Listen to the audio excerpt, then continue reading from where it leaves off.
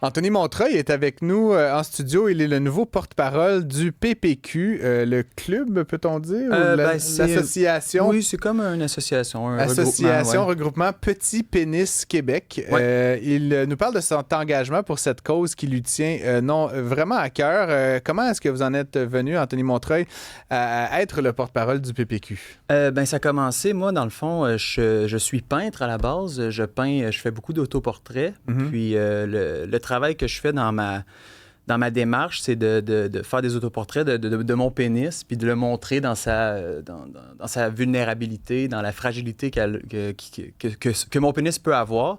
Puis ensuite, dans mon travail, oui, certes, c'est un petit pénis qu'on voit sur les toiles. Alors, par la suite, ce qui est arrivé, c'est qu'il y a Gabriel Archambault, qui est le président de l'OBNL Création Ciné Saint-Nord, qui m'a approché, qui est dans le fond l'OBNL qui chapeaute le regroupement, pour me demander d'être justement le porte-parole, puis d'être un peu le visage de cette belle... Le visage des petits pénis. Oui, le visage des petits pénis. Ouais. Très intéressant. Et pourquoi est-ce que c'est une cause qui vous touche tant? Je veux dire, outre votre démarche artistique, là, ça vous touche donc personnellement? Les images que vous dessinez, que vous faites sont fidèles à l'original, j'imagine? Oui, c'est à l'échelle, puis c'est pour vraiment montrer un peu la réalité de mon corps, puis de ce qui projette.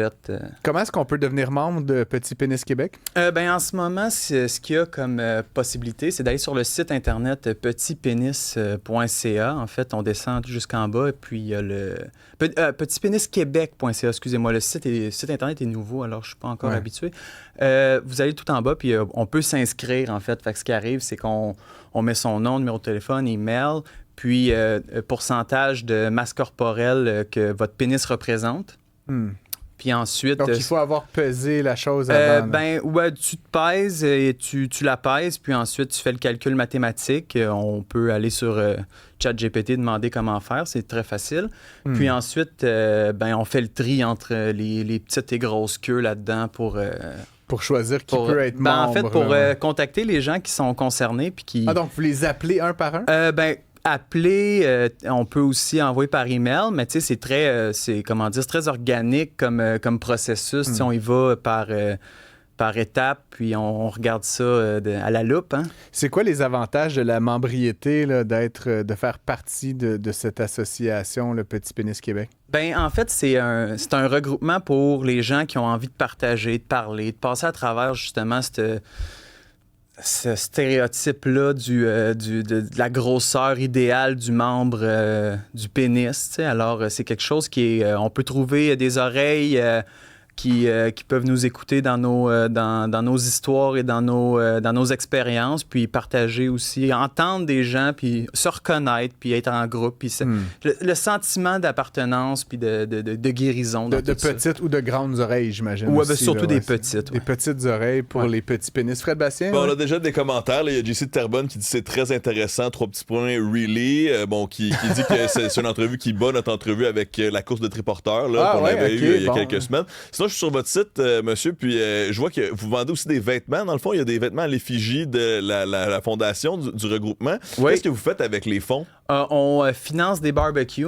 On fait des regroupements avec les membres, puis aussi les gens qui ont envie de venir faire une petite saucette, justement, dans l'organisation pour essayer de découvrir qu'est-ce qu'on fait. Puis on fait des barbecues on fait principalement des hot dogs, mais des saucisses cocktails, on est très thématique. Alors, c'est des petits hot dogs, puis c'est tout gratuit, en fait. C'est là qu'on vient réinjecter l'argent dans... Parlant de saucette, évidemment, là, la question de la taille du pénis peut aussi être impactée là, par la température ambiante, la température de l'eau. Est-ce que vous avez une réflexion avancée sur cette situation-là?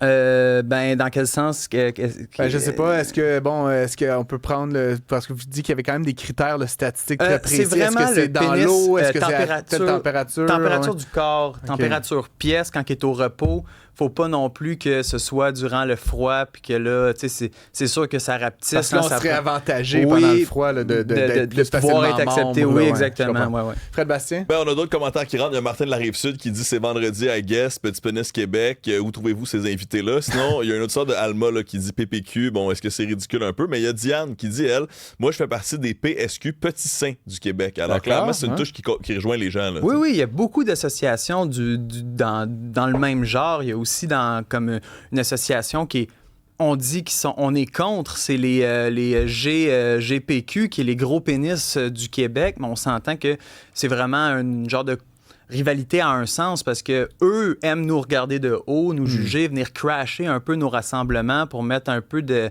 je sais pas, de se sentir un peu plus supérieur. Un peu de piquant. Oui, exact. Puis nous, on est très accueillants. Puis c'est vraiment une affaire de partage puis de regroupement dans le bonheur puis dans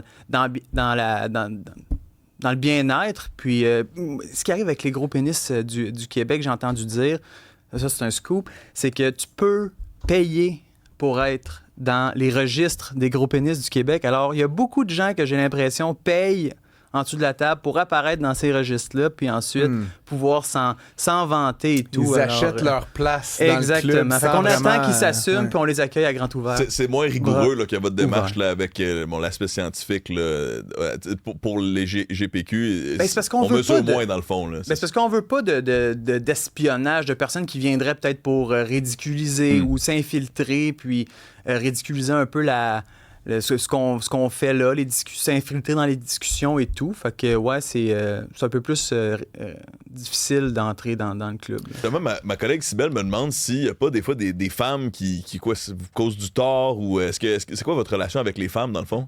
C'est pas plus elles qui vous jugent, finalement, que les autres hommes?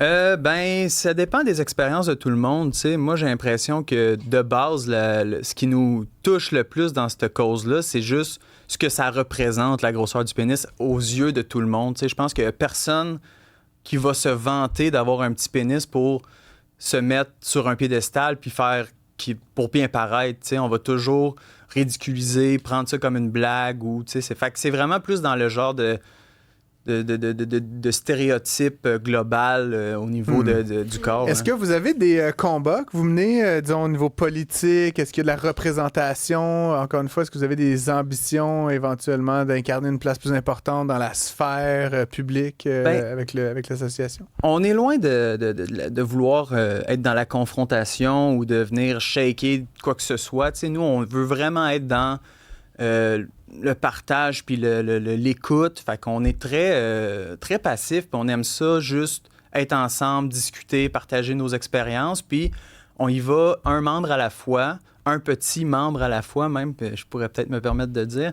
Puis c'est ça, c'est vraiment d'y aller à l'interne. Deux choses, là. On a Maxime du Saguenay qui dit « La grosseur du membre dépend de la grosseur de la panse, donc du ventre, et de la capacité à le voir de celui qui la porte. » Alors bon, c'est toujours la beauté dans le regard de celui qui observe. Sinon, on a José qui dit qui trouve l'émission d'aujourd'hui très sexuelle parce qu'on parlait tantôt de dildo, les fameux dildos sur les courts de basketball. Je sais pas si vous avez vu, mais il y a dans la WNBA, la Ligue de basketball féminin, des gens qui lancent des dildos sur le court de basketball. Avez-vous une réaction par rapport à ça?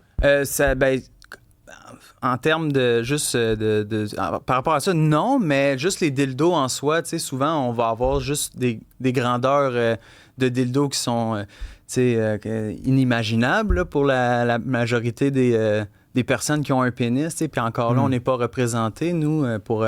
Est-ce qu'on pourrait imaginer des dildos qui sont des pénis de petite taille, éventuellement? Ben j'espère, ça serait le fun, non?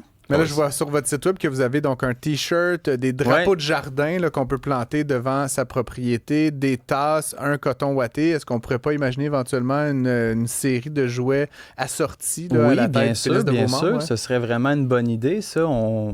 C'est sûr que là, le côté merch, c'est vraiment une nouvelle approche qu'on utilise pour justement essayer de financer nos événements pour que ce soit public et gratuit quand on fait justement des barbecues, mais c'est vrai que d'exploiter le côté érotique, ça serait pas une mauvaise idée. Comme le dit le site, son pénis est petit, mais la cause est grande. Vous pouvez visiter petitpenisquebec.ca. Merci beaucoup d'avoir été avec nous, Anthony Montreuil. Je rappelle que vous êtes porte-parole de Petit Pénis Québec. Merci. Merci beaucoup.